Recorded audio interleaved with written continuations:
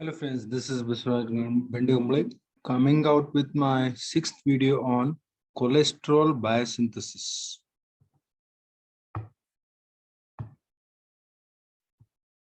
Cholesterol is a sterol which is present in the body. It is present in free form as well as in ester form. So the cholesterol is a sterol present in the body which exists in two forms, that is free form and in esterified form. Cholesterol will be esterified, and that is a free form and ester form. And the body synthesizes about 1 gram of cholesterol daily, and it is an amphipathic lipid. Amphipathic lipid mainly which is synthesized in liver and also in intestine as well as in adrenal cortex, etc., which it is present in the meat, egg yolk, brain, and liver. And the sources from which cholesterol enters liver is from different sources. This cholesterol enters the liver and it is excreted or eliminated through bile. Enters from different sources into liver and is eliminated through bile. And the cholesterol structure contains 3 cyclohexane rings, 6-membered ring, which are fused together, and 1 5-membered ring, and a side chain is there. So the structure contains a cyclopentanophenoanthine ring, 3 cyclone, that is 3 cyclohexane rings are being fused, and a 5-membered ring is also there, and a hydroxyl group, OH group is attached at third carbon atom. When I tell you the reactions there, I will tell you all these things again once again. OH is attached at the third carbon atom, and double bond exists between 5th and 6th carbon atom in the second 6-membered ring, and also a 5 carbon atom side chain is there, which is attached at 17th carbon atom, which is attached to the 17th carbon atom, and there are 5 methyl groups in cholesterol, that is at 10th carbon atom, 13, 20, and 25. So on 25 there are 2 methyl groups are there, so that's why you can see there only 4 carbon atoms, and in that the 25th carbon atom 2 methyl groups are there. So totally 5 methyl groups are there in cholesterol. Coming to the reactions of cholesterol, I'll just use the pointer before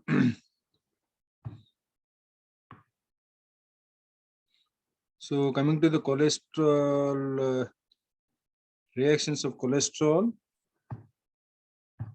So first step is condensation between acetyl CoA. 2 molecules of acetyl CoA condenses. So here one hydrogen from this CH3 is taken and removed by, from this SCO is removed and from this H is removed, so it is removed in the form of HS CoA, sulfidyl CoA. So acetyl CoA 2 molecules condenses in presence of enzyme synthase to form acetyl CoA. So what is remaining here? CH3CO. You can see there CH3CO is there, and what is remaining here? CH2CO, that is here. Okay, so that's how acetyl CoA is formed. Acetyl CoA condenses 2 molecules of acetyl CoA condenses in presence of synthase. A molecule of sulfidyl CoA is removed or CoA is removed to form acetyl CoA. This acetyl CoA further, I'll erase this. So this acetyl CoA condenses with 1 more molecule of acetyl CoA, 1 more molecule of acetyl CoA in presence of the same enzyme synthase. A water molecule is added and CoA is removed in this step, in this reaction conversion of acetyl CoA to HMG CoA, hydroxymethyl glutaryl CoA it is. So where the attachment is taking place, you can see there. So this portion remains same. CH2, you can see CH2SCOA is there, CH2SCO is there. Okay, so the attachment is taking place at this carbon atom, ketone carbon atom C, and 1H from this acetyl CoA is taken, so it will form COH, and CH3 is there, that CH3 is here, this CH3 is here. So where H is from this acetyl-CoA, so it becomes OH. Okay, so now when H is removed, it is becoming CH2. CO is attached, that is CH2CO, this CH2. When H is removed and CH2CO, it is here. So, and what is remaining? SCO is remaining. SCO, that is taken up by the one hydrogen from this water molecule in the form of HS-CoA, and one more OH is remaining, which is attached here. So this is a bit complicated step. Once again, I'll repeat this conversion of acetyl-CoA to HMG-CoA. What is happening? Condensation. Again, condensation. Acetyl-CoA condenses with acetyl-CoA. So in terms of synthesis, is converted to HMG-CoA. So one hydrogen from this is being removed. Okay. So that hydrogen is being removed and it is attached to this carbon atom, ketone. This. So this thing, this CH2 COSCO, it is here as it is. Okay. So add this carbon atom CO. Okay. So to that one H is added, to that to CO. So it becomes COH, and CH3 is there. This CH3 is here, and what is attached here? Now this acetyl-CoA hydrogen is removed. CH2CO will be attached. CH2CO, it is attached to this carbon atom here, to this C. Okay. So CH2CO is there. OH is coming, this OH is coming from water molecule, and one more hydrogen is there in this water molecule that is taking this SCOA to form HS-CoA. That's how this condensation occurs. That is acetyl-CoA condenses to form hydroxymethyl gluteryl CoA. That's how condensation takes place. Since this HMG-CoA, in terms of enzyme reduction, it is a reduction reaction. Enzyme reductase is converted to mevalonic acid. What is happening? The coenzyme involved here is NADPHH plus. Two molecules of NADPHH plus. This NADPHH plus is synthesized in HMP shunt pathway is being used. In the significance we have studied in the previous lectures where I was discussing HMP shunt, that is, it is used for reductive biosynthesis of fatty acids and cholesterol. So here it is. So this NADPH two molecules, that is, so it will be totally 4 hydrogen will be attached to this carbon atom. To this carbon atom, you can see there. To this carbon atom, 3 in this, from this 4 hydrogen, 3 carbon atoms are attached, so it will become CH2OH. 3 carbon atoms. CO is becoming CH2OH. One more H is there, 3 hydrogen. Sorry, 3 hydrogen are attached here. One more hydrogen is remaining, which is taking this SCOA to remove this HS-CoA. So from 4 hydrogens, 3 hydrogen are attached to this ketone group to form CH2OH. So 3 hydrogen. 1 hydrogen is taken by this SCOA to form HS-CoA, that is formation of mevalonics. Mevalonic acid, that is HMG-CoA in presence of mevalonic acid, reductase, in presence of reductase is converted to mevalonic acid. In presence of coenzyme NADPHH plus, HS-CoA is removed. And further, this mevalonic acid 3 times, successively 3 times phosphorylation. It is very simple. Next 3 steps are very simple. Phosphorylation. So mevalonic acid in presence of enzyme kinase. Phosphorylation means phosphate is attached here. Okay, from ATP, phosphate is removed and attached to this hydrogen. You can see there, this hydrogen is removed and phosphate is attached, and that hydrogen is attached to ADP. So that's how. So there is only that change is there. Other things remain same in the structure. So mevalonic acid in presence of enzyme kinase is converted to mevalonic acid 5-phosphate. Mevalonic acid 5-phosphate again on for phosphorylation with the help of same enzyme kinase. Again, phosphate is attached to the same carbon atom here, in the same carbon atom. So that is phosphate is attached here. So to form mevalonic acid 5-diphosphate. At 5th position, the phosphate is being, so 5 mevalonic acid 5-diphosphate.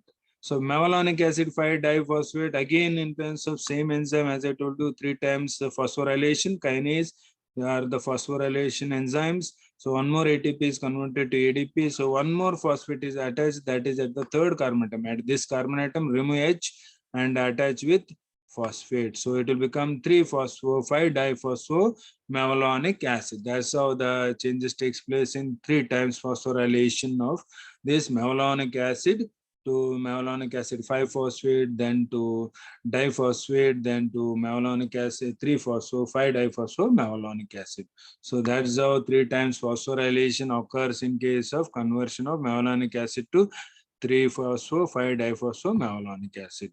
So this malonic acid on decarboxylation, in presence of enzyme decarboxylase, you can see there the enzyme decarboxylase, and also a phosphate is removed. One phosphate is removed in this case. So decarboxylation. From where decarboxylation? That is this CO2. This CO2 is removed, and this CO2 is removed, and this hydrogen and this phosphate is removed here. This phosphate H and this PO is being removed. So when you remove this, OP and H is being removed, and this CO2 is removed. So in the form of CO2 is here, phosphate is here. In presence of enzyme D, to form isopentenyl diphosphate, it is a 5-carbon atom isopentenyl. You can see there that is CH2 is there, here CH2 is there. So when you this OP and CO2 and H are removed, double bond is formed. This double bond is there, C is there, CH3, this CH3 is here. Okay, and this CH2 OPP. This is the chain. So that's how decarboxylation takes place in presence of enzyme decarboxylase. It is converted to isopentenyl diphosphate. It is a 5-carbon atom. Isopentenyl diphosphate, just already erase these things so that I can explain you. Isopentenyl diphosphate in presence of enzyme isomerase. So this double bond shifts to this carbon atom.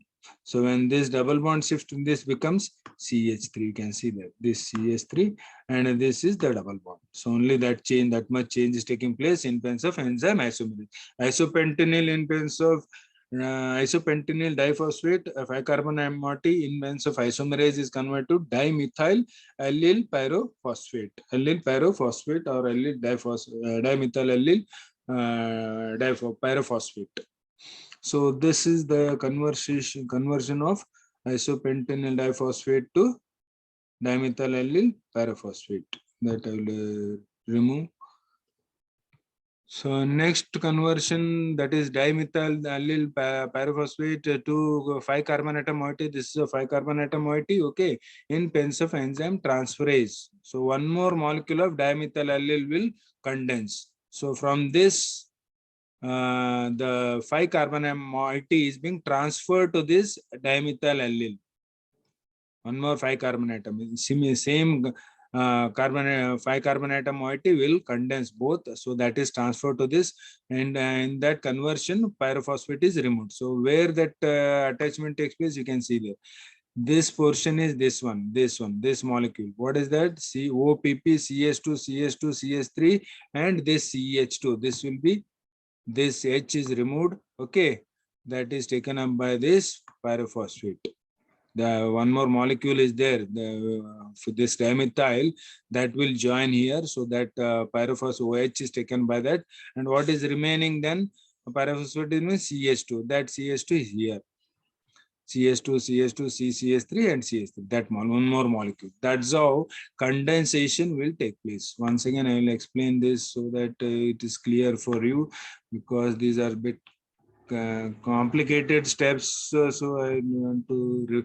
So two molecules are combining. One molecule is here. That is here.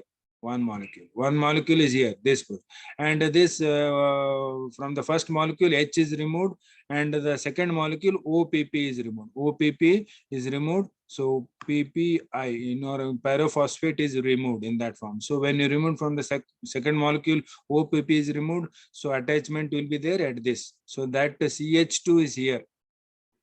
This CH2 is here. So CH2. The CH2, CH3, CH3. That's how two molecules will condense. So the transferring of 5-carbon atom moiety to form 10-carbon atom moiety, that is geranyl pyrophosphate.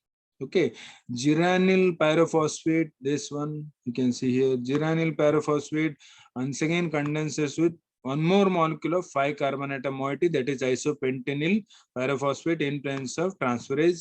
In the same way, one more 5 carbon atom moiety is attached to this 10 carbon.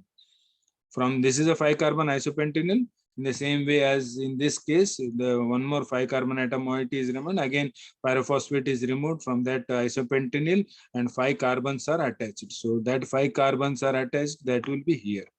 So this is CS2, CS2, CCS3. This portion is isopentenyl, which will be, and the pyrophosphate is removed in here. So that's how condensation takes place to form a 10 carbon atom moiety, that is farnesyl diphosphate. Farnesyl diphosphate or pyrophosphate. Farnesyl diphosphate. Two phosphates are there, farnesyl diphosphate. So that's how condensation occurs in conversion of geranyl pyrophosphate to farnesyl diphosphate. This is a 10 carbon. This 10 carbon again condenses with one more 10 carbon atom moiety. The enzyme involved here is transferase. So the same enzyme is involved in addition of carbon atom. So again, in this case, two pyrophosphates, one pyrophosphate from one molecule and another from another molecule of the another molecule. This molecule, two pyrophosphates are removed. When two pyrophosphates are removed, this is a 10 carbon atom moiety. There will be a linkage here. This is CS2. This CS2 from one farnesyl and another farnesyl will combine. The other thing, this portion remains here. This is that portion. One more molecule, that portion. So CS2 is there. CS2, there is a bonding between CS2 as 2 OPP. Pyrophosphate are being removed. So that will form a open chain structure, that is squalene. Squalene is a 30 carbon atom moiety. Squalene is a 30 carbon atom moiety. So this squalene further, you can see there, this squalene further condenses, cyclization in presence of enzyme hydroxylase and cyclase enzyme. Multiple processes are taking place, hydroxylation, cyclization. So O2 is added, H2 is removed. So cyclization, so it is converted to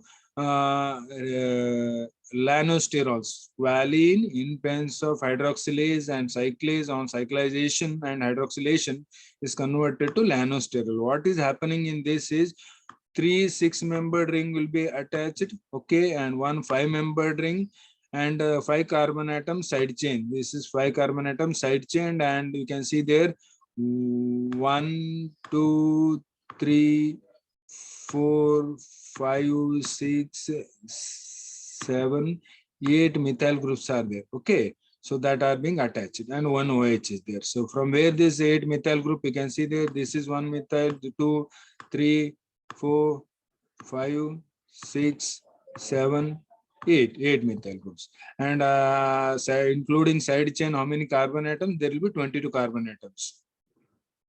You can check it out. So that's how cyclization occurs. 22 carbon atoms in this molecule. This is cyclopentanophenothrin. 3 6-membered rings are fused, one 5-membered ring and a 5 carbon. This 22 carbon atoms plus 8 methyl groups, so 30 carbon atom moiety. So it will form a lanosterol. Squalene on cyclization and hydroxylation is converted to lanosterol. That's how conversion of lanosterol takes place. So this lanosterol on removal of methyl group. This step is simple. Removal of methyl group, this methyl and this methyl, and one more, this methyl group. If you remove the other structure, you can write same, these 3 methyl groups. If you remove, that is forming zymosterol. Lanosterol on removal of methyl groups, it is forming zymosterol. Okay, zymosterol on movement of double bond. So double bond is here, it is moving to the opposite position, you can see here. So that movement of double bond converts zymosterol to desmosterol. Only that change is occurring in conversion of zymosterol to desmosterol. This desmosterol on reduction in side chain. There is a double bond in side chain. So NADPHH plus is added. So two hydrogen are added from this NADPHH plus to form NADP plus. So when you add two hydrogen, double bond breaks. So that's a synthesis of cholesterol. So desmosterol on reduction in side chain in presence of coenzyme NADP plus that is converted to cholesterol. So that is the biosynthesis reactions involved in biosynthesis of cholesterol. So you can see there when I discussed one hydroxyl group is there, okay, and say 3 6-membered ring are there, a double bond is there, a 5-membered ring is there, and a 5-carbon atom side chain is there, okay, and methyl groups 1, 2, 3, 4. 4 methyl groups are there.